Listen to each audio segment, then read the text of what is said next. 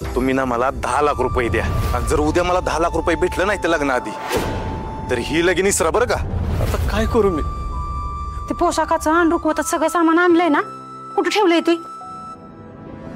परत काय राहायला नको। काय विचारते मी?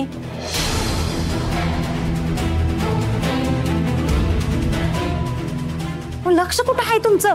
काय विचारत्या? सामान आणलंय ना सगळं इथं? होय बाई।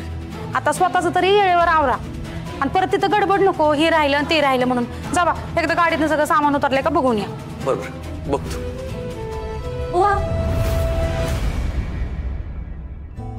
काय झालं? काय टेन्शन आहे का? काय नाही ग, आज तू लग्न होऊन जाणार ना, त्याच्यामुळे कशातच मन लागा नाही बघ। अहो माझा पण पाय निघत नव्हता घरातून। आता लहानपणापासून त्याच घरात वाढले, मोठी झाले। आता असं लगेच दुसऱ्याच्या घरी जायचं आणि ते घर आपलं मानायचं, ह्या अशा गोष्टी काय येतात तो पोरींच्या वाटेला? बुवा मला नाही वाटत आहे तुम्हाला सोडून जावंस। अगं हे दिवस प्रत्येक पोरीच्या आणि प्रत्येक आई बापाच्या आयुष्यात येत असतो बघ। पण अगं तर सगळ्याच पोरी असं नाही जायचं म्हणले तर या दुनियाचा परपंच कसा चालणार? चला आवर लवकर, तू माझ्याकडे नको ध्यान देऊ। आता कसं? आता पहिल्यांदाच बरोबर बोलले तुम्ही। राणे बाळा तुझा आवर पटकन, का आधीच उशीर झालाय आपल्याला, मग परत गडबड होईल बड्जे आल्या। चल आवर बाळा, मी बी बघते बाहेरचं कामाचं।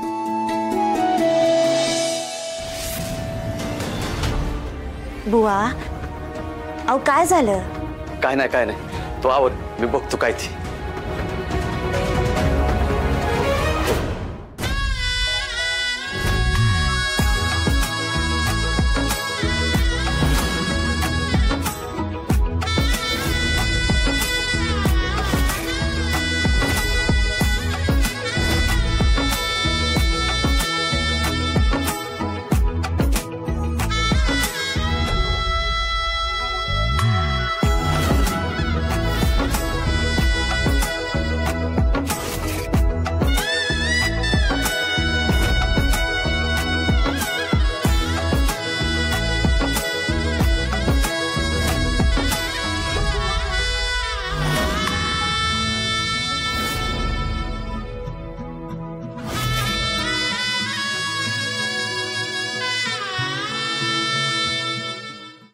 भावा एक नंबर नवरी दिसती की नाही म्हणता लग्नाची लाली आली की तुझ्या चेहऱ्यावर?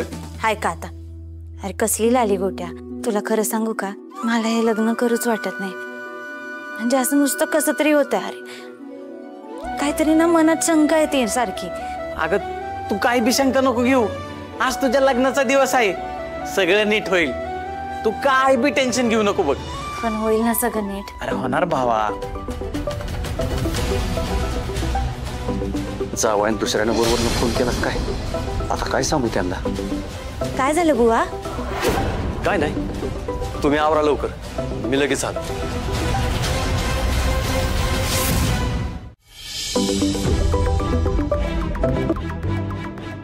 हॅलो बुवा, मी काय बोलतोय ते ऐका। माझ्याकडे तुमच्यासाठी एक काम आहे आणि त्या कामाचं तुम्हाला 10 लाख रुपये मिळतील। काय? होय, आणि ते बी ताबडतोब। काम जोखमीच आहे, नसल जमणार तर फोन ठेवतो। नाही आपण काय काम आहे ते सांगा ना। माझ्या पोरीचं लगीन आहे, मला पैशाची लई गरज आहे, तुम्ही काय सांगाल ते करतो। तुम्हाला एका गाडीला डॅश द्यायची, धडक एवढी जोरदार असायला हवी की आतला माणूस जागीच मेला पाहिजे। तुम्ही फक्त ठोकून बाजूला व्हायचं, बाकी सगळं मी बघेन। आपण तुमच्या पोरीचं लग्न मोडण्यापासून वाचवायचं आहे ना तुम्हाला।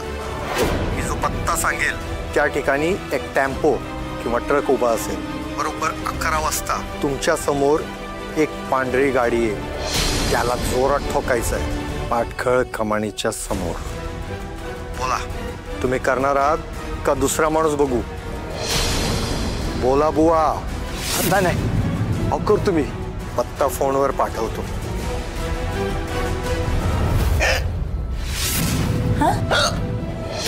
तर गोट्या तुला उचकी येते, म्हणजे संकट येणार आहे। तुला सांगू का, मला ना सारखं असं वाटतं की बुवा माझ्यापासून काहीतरी लपवतात। तू एक काम करतो का, तू जाऊन बुवांना बोलून आण. जा बरं, त्यांना सांग मी बोलवलंय. हा आलोच. राणे, अगं तुझ्या सुखासाठी मलाही पाप करावंच लागेल. बुवा बुवा बुवा.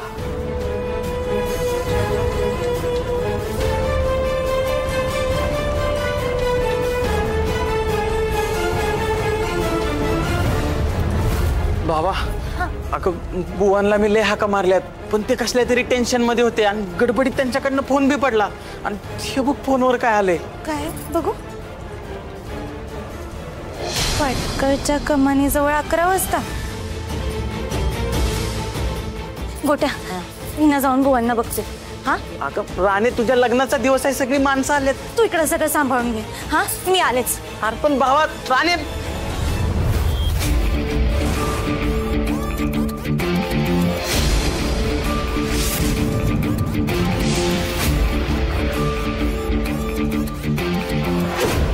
आता सगळं माझ्या प्लॅन प्रमाणे होईल आणि त्या हुकुमाच्या राणीला मी तिची जागा दाखवून देईन.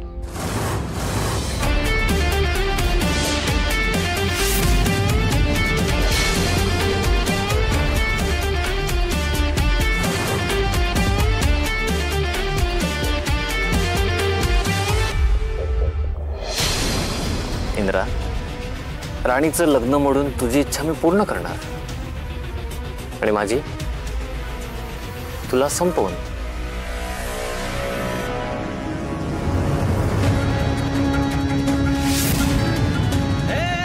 राणे, अगं तुझं लगीन व्हावं म्हणून मी हे पाप करतोय, पण हे केल्यावर माझं मन मला रोज खात राहील की पाप असं बी मला जगू द्यायचं नाही.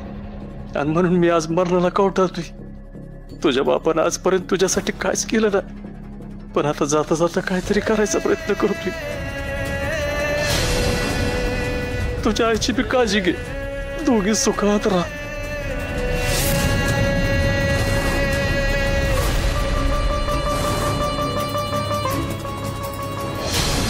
लेकीसाठी बापाला या वनवेतनं जावंच लागल.